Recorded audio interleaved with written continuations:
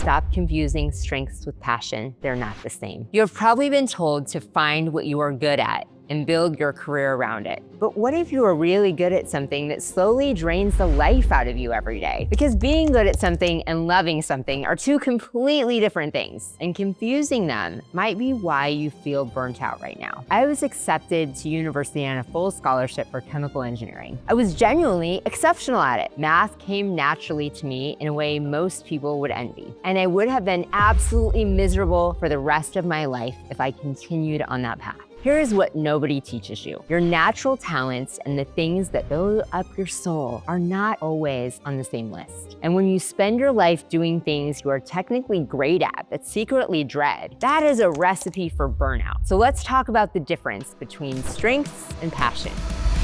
I can't vibe within it, 'cause I think I'm all a minute, and I can't stop imagining what a life we could be having.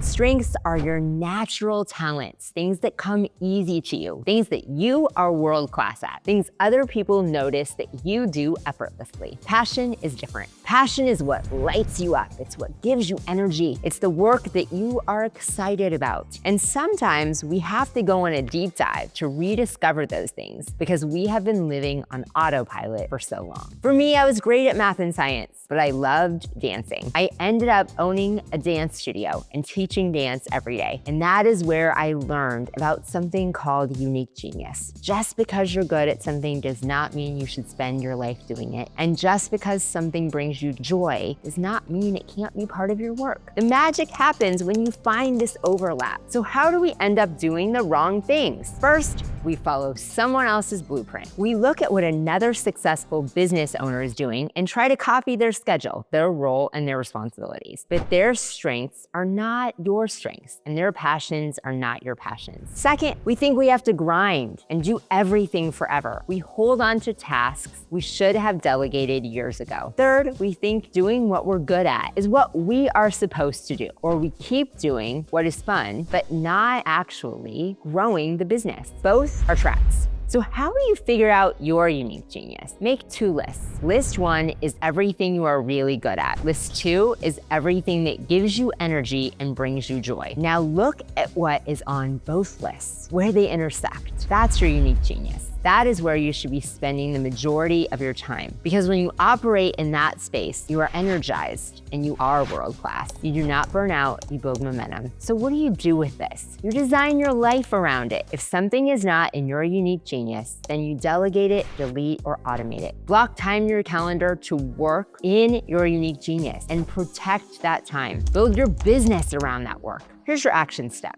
Make your two lists. What are you really good at? What lights you up and gives you energy? Now, where do those lists intersect? What's on both of them? That is where your future should be built. Here's the truth. You can build a successful business doing things you're good at but hate, but you will be miserable. Or you can build a successful business doing things you're good at and love. And that's where freedom lives. Stop confusing strengths with passion. They're not the same.